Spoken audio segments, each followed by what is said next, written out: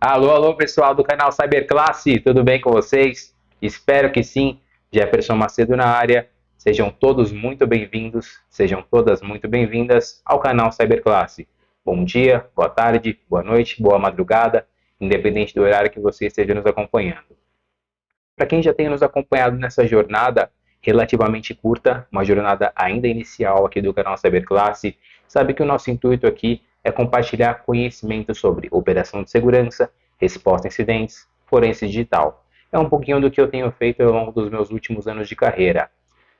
Sabe também que eu compartilhei muito aqui no início, nos primeiros vídeos, muito sobre fundamentação, sobre bases. Para quem já foi meu aluno, para quem é meu aluno, sabe que eu acabo pegando bastante no pé do pessoal quanto a essa questão de criar bases, criar fundamentos. Não adianta a gente falar aqui de entrar efetivamente na área de segurança sem ter uma boa base de rede, de infraestrutura, de desenvolvimento, boas bases no geral. Então, para quem já assistiu os primeiros vídeos, vai perceber que eu tratei bastante a questão de infraestrutura do nosso laboratório. Ou seja, aquele laboratório que nós vamos utilizar mais para frente para fazer outras atividades, atividades mais técnicas, né? Eu compartilhei com vocês como que eu estruturei tudo isso. Então nós fomos desde o básico, desde criar uma topologia de rede, criar uma infraestrutura, configurar switch, configurar roteador. Conversei com vocês também sobre a parte de segmentação de rede, sobre configurar ali um virtualizador. Então, criei toda essa base da infraestrutura. Na sequência, o que mais eu compartilhei com vocês? Um pouquinho sobre o coração de uma infraestrutura corporativa. Qual é o coração de uma infraestrutura corporativa hoje? Principalmente aquelas baseadas em Microsoft. Active Directory. Então, o nosso último vídeo aqui, ele tratou aí de um passo a passo bem básico sobre como instalar um Active Directory, sobre como ter ali uma série de domínios ou um domínio na sua infraestrutura. Beleza, pessoal? Então, tratei muito dessa base e agora efetivamente nós vamos começar a trabalhar a parte de resposta a acidente. Mas não ainda a parte 100% técnica. Nós vamos começar a falar aqui da parte de processos, o processo de resposta a acidentes, mais especificamente o ciclo de vida de resposta a acidentes.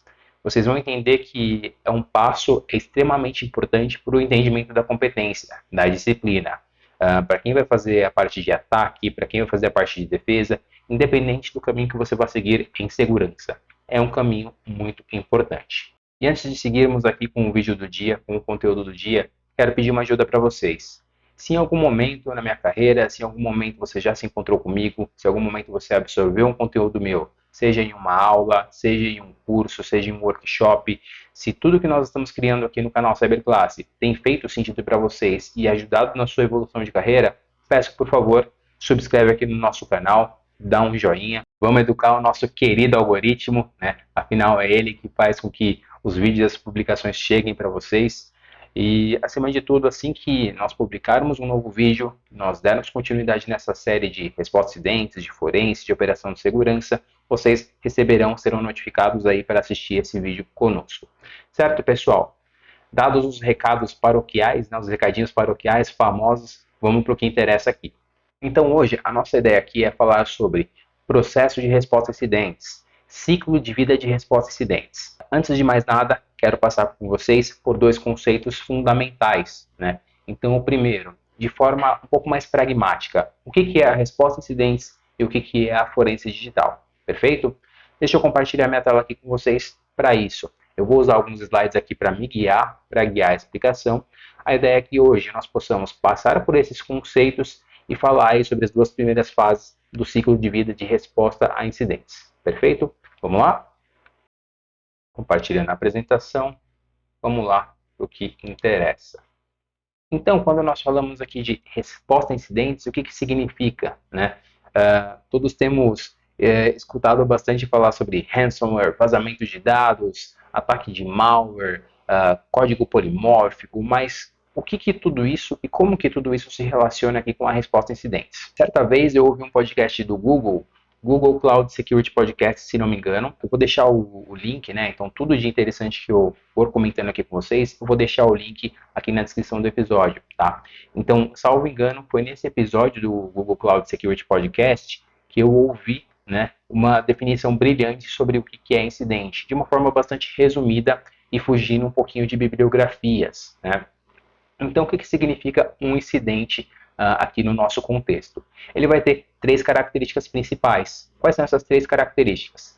Primeiro, o incidente ele é algo inesperado, né? Ou seja, ele não acontece, não tem um horário marcado para acontecer. Ele normalmente acontece ali da noite para o dia, pega a gente despercebido, certo? Então, essa é a primeira característica, ele é inesperado. Uma outra característica interessante aqui de um incidente é que ele não tem uma reparação rápida. Normalmente, quando nós falamos de um incidente, de fato, é algo que nós não temos como simplesmente desconectar um cabo, conectar o cabo e está tudo resolvido, né?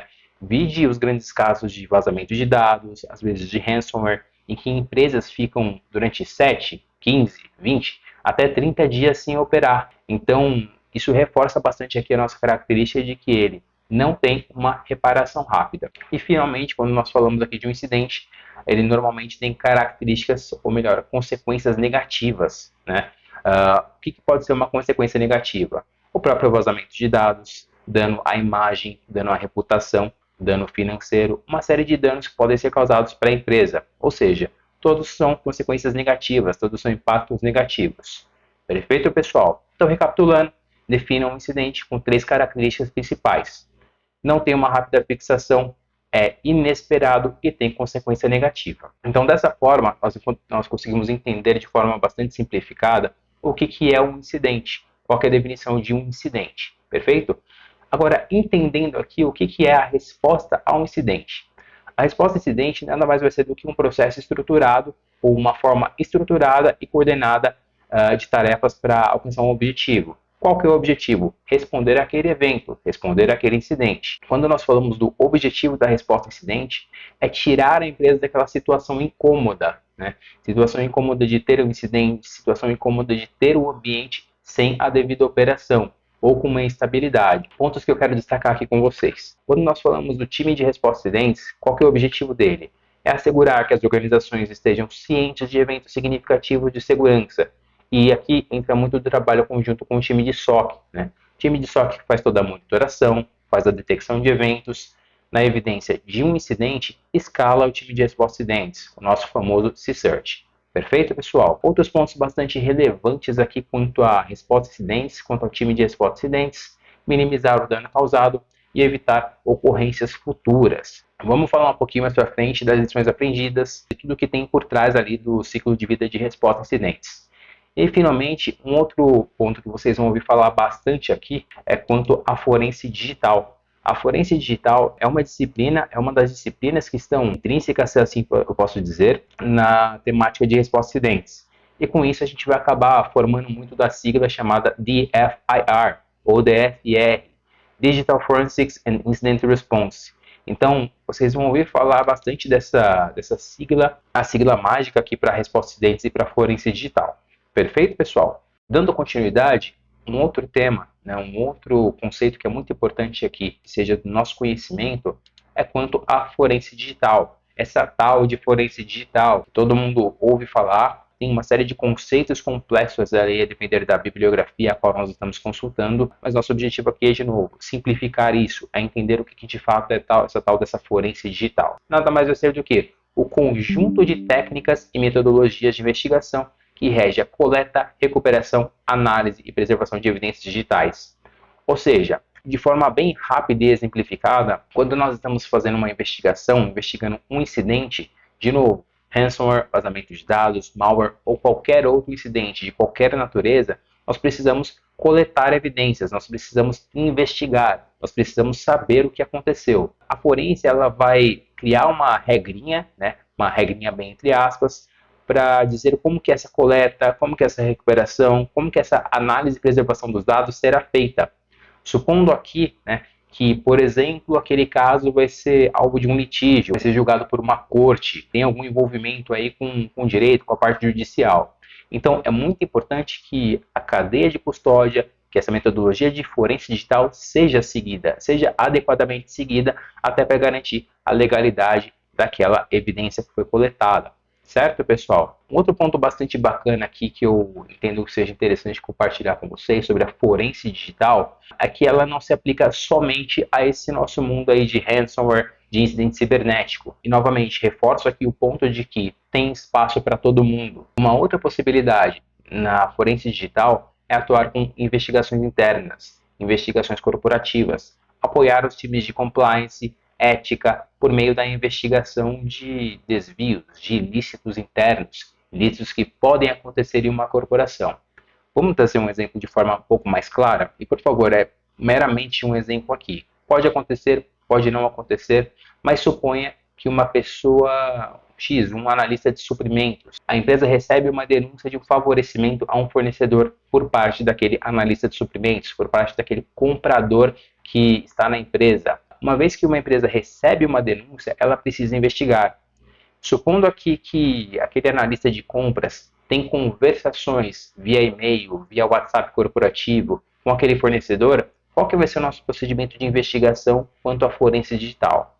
Nada mais vai ser do que coletar aquelas fontes de dados, no caso, o telefone corporativo, e aí fazendo aqui uma ressalva muito importante, nada de coletar telefones pessoais, um telefone corporativo nesse caso, falando de investigação corporativa, e o computador daquele custodiante. Nós chamamos aqui de custodiante o dono de uma evidência. Então, ali, tanto o computador quanto o telefone são fontes de dados que deverão ser coletadas de forma forense, ou seja, seguindo aquela metodologia para que nós possamos pegar os dados, processar os dados, analisar e chegar a uma conclusão. O que eu posso encontrar ali? Posso encontrar, por exemplo, uma troca de e-mails, uma conversação que de fato mostre, que de fato apresente aquele indício de favorecimento ou qualquer coisa do tipo, qualquer relação do tipo entre aquele comprador e aquele fornecedor. Ou no final das contas eu simplesmente vou chegar aqui na conclusão de que não existem evidências de que aquela denúncia seja válida, ou não existe nenhum elemento que comprove aquela denúncia. Perfeito? Nem sempre as pessoas que atuam ali na resposta a incidentes cibernética, do dia a dia, bastante voltada à segurança cibernética, também atuarão com a forense corporativa. Então, novamente, reforço o que eu disse agora há pouco, tem espaço, tem oportunidade, tem vaga para todo mundo. Outros pontos aí que eu quero comentar com vocês sobre as características da evidência digital. Quando eu faço uma coleta de uma evidência digital, o que ela precisa ser? Ela precisa ser admissível, precisa ser autêntica, precisa ser acreditável, precisa ser completa, precisa ser confiável. De forma bem rápida, qual que é o conceito de cada uma delas? Quando eu falo aqui para vocês, pessoal, que uma evidência precisa ser admissível, significa que aquela evidência precisa reunir condições para ser apresentada em um tribunal, em um júri, em qualquer lugar, de acordo com aquela legislação, com a legislação local, de forma bem simples e objetiva. Quando eu digo aqui que uma evidência precisa ser autêntica, ela precisa apresentar nexo de causalidade, o chamado nexo de causalidade, ou seja, ela precisa estar relacionada com um fato investigado de forma relevante. Perfeito? Quando nós dizemos aqui que a evidência precisa ser completa, o que eu quero dizer com isso? Não é suficiente coletar a evidência que fornece apenas uma perspectiva do fato. Por exemplo, não adianta eu simplesmente coletar um arquivo Word da máquina do nosso comprador, sendo que o que é interessante? O interessante é coletar todo o disco, toda a máquina do comprador, porque aquilo vai tornar a evidência completa para comprovar o caso, para que nós possamos investigar o caso de forma efetiva, de forma completa. Perfeito?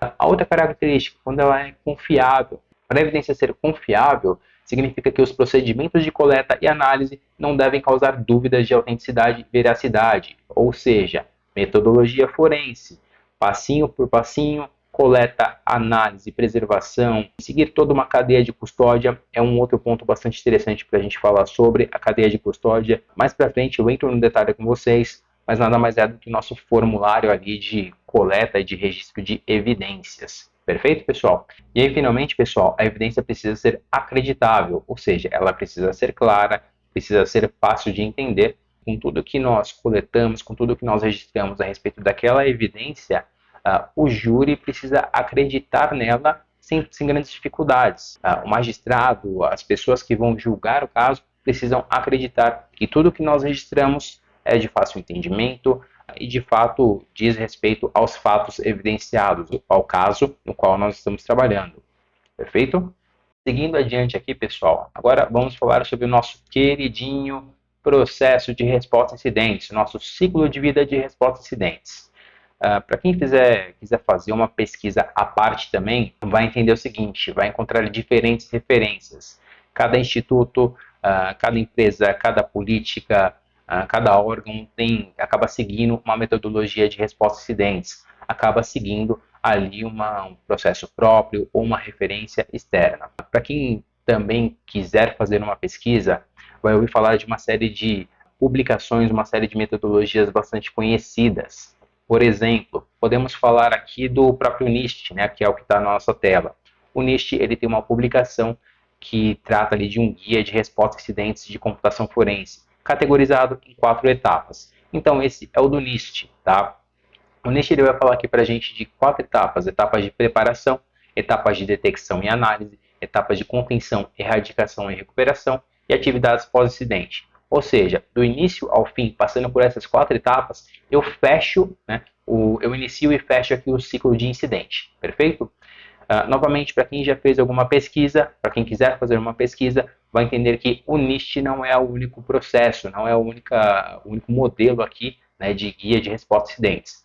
Vocês vão encontrar um processo próprio, metodologia própria criada pelo SANS Institute. O SANS Institute, aí, para quem conhece, bastante famoso aí pela qualidade dos cursos, óbvio, preços não tão amigáveis, mas qualidade inquestionável. O IC Council, né? IC Council famoso aí pelos cursos do Certified Ethical Hacker, CHFI, né, que é o Certified Hacking Forensic Investigator, e outros cursos, também tem uma metodologia própria de resposta a incidentes. Assim como nós também podemos encontrar referências sobre resposta a incidentes na ISO, né, nossa famosa ISO 9000, né, sabe aquela ISO 9000 de qualidade? Então, nós temos aqui para a nossa área de segurança a ISO 27000, a família de normas ISO 27000 que diz respeito à segurança da informação. Mais especificamente aqui, a ISO 27035 diz respeito sobre o processo de resposta a incidentes. O ponto aqui é que vocês vão encontrar muito mais referências, muito mais material baseado no NIST,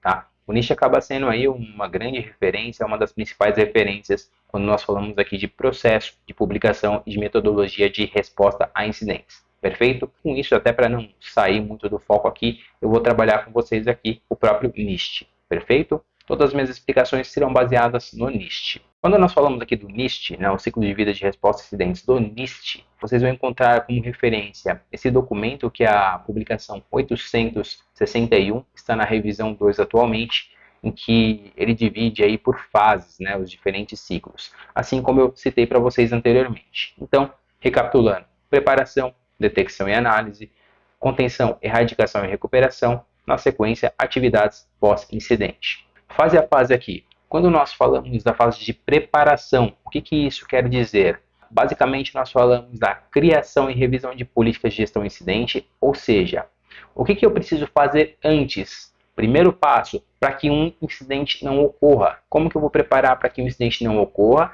E para que, se caso ele ocorrer lá no futuro, estaremos preparados para sair dessa situação incômoda o quanto antes. Perfeito? Então, alguns dos pontos aí que são bastante relevantes, falo aqui da criação e revisão de políticas de gestão de incidentes, é o famoso plano de resposta a incidentes que às vezes as empresas teimam em deixar largado lá no cantinho, não atualiza o plano, não treina o plano, né, não pratica aquele plano de resposta a incidentes. É como eu costumo dizer para as empresas: treino é treino, jogo é jogo. Mas você não vai ter um jogo bom se você não treinar. E a mesma coisa vai se aplicar aqui para o plano de resposta a incidentes. O plano de resposta a incidentes ele precisa ser praticado, ele precisa ser simulado. Ou seja, vamos supor aqui a situação de daqueles exercícios de abandono de prédio do bombeiro.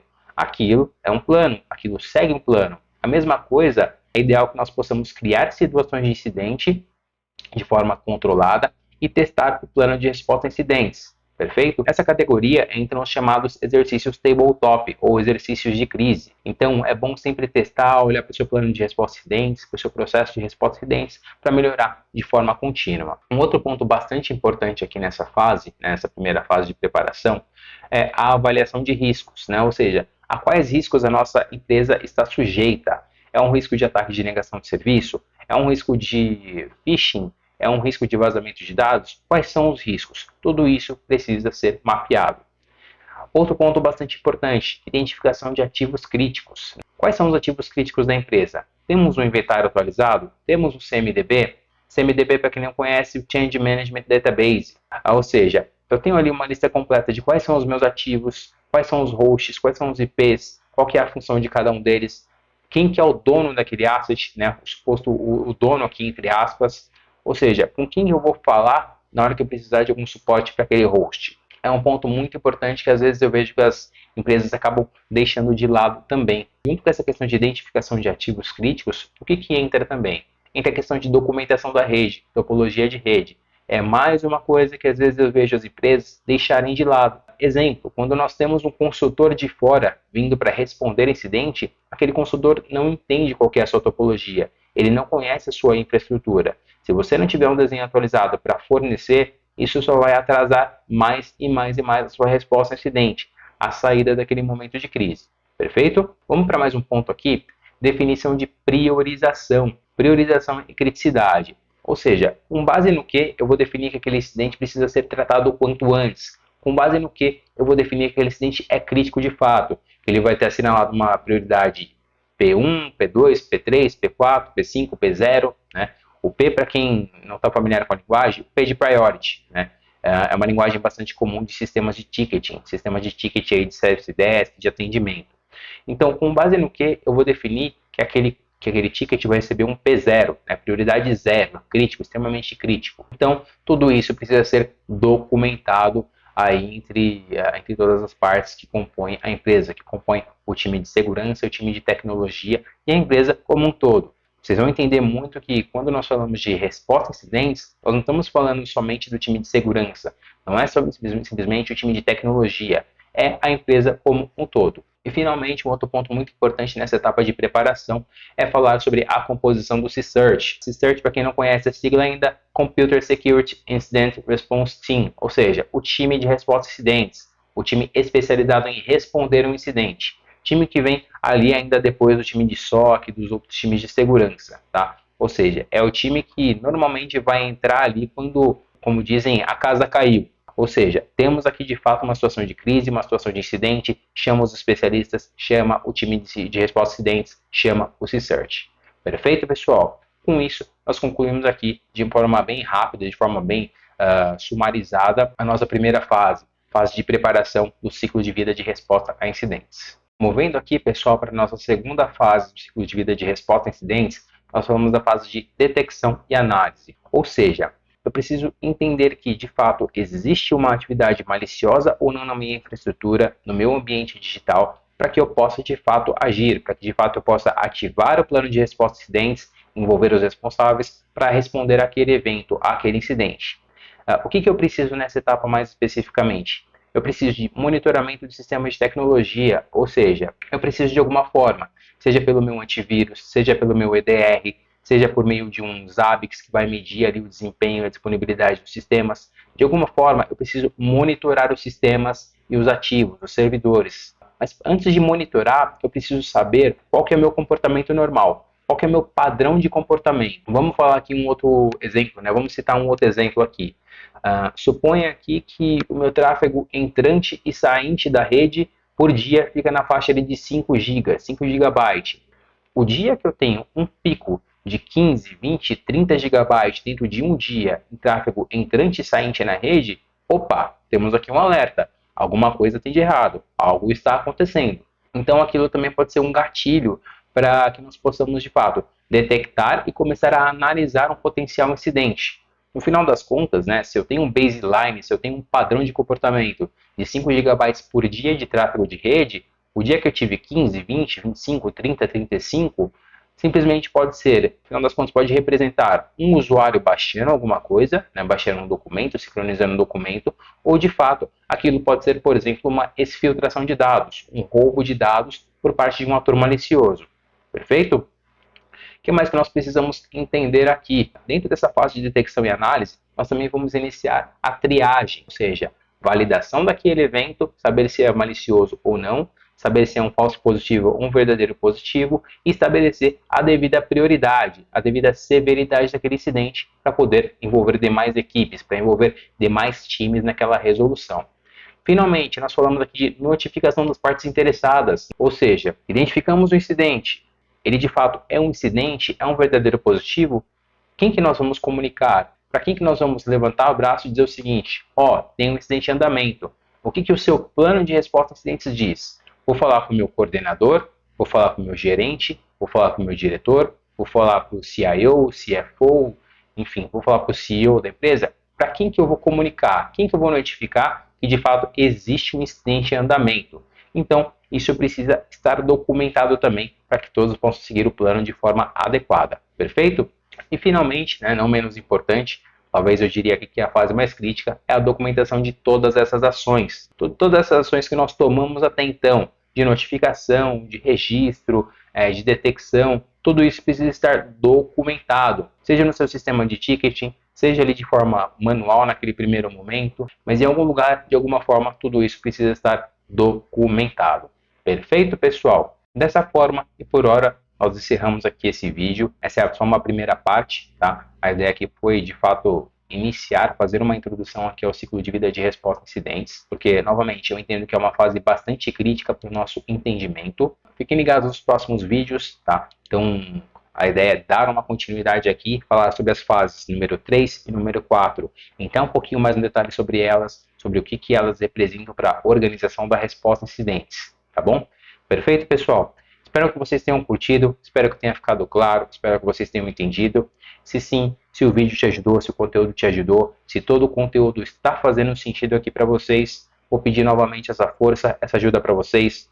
Dá um joinha, dá um like aqui no vídeo para novamente educar o nosso amigo algoritmo, certo? Subscreve no canal, dá uma força pra gente, compartilha, cutuca o coleguinha aí do lado e fala o seguinte: encontrei um canal que faz muito sentido aqui pra gente, para essa nossa jornada de entender mais aí o que é a tal da resposta a incidentes, o que é a tal da forense, o que é a tal da operação de segurança e todas as demais disciplinas, certo? Novamente, reforço aqui, tem espaço para todo mundo, tem conhecimento para todo mundo. Se tudo isso está fazendo sentido para você, me deixe saber, me avisem, chamem no privado, façam um sinal de fumaça, enfim. Sabem que eu sou bastante acessível, então se eu puder ajudar na jornada de vocês, se eu puder contribuir de alguma forma, se eu aqui como Jefferson, como Purple Bird, puder contribuir de alguma forma, estaremos à disposição de vocês. Perfeito, pessoal?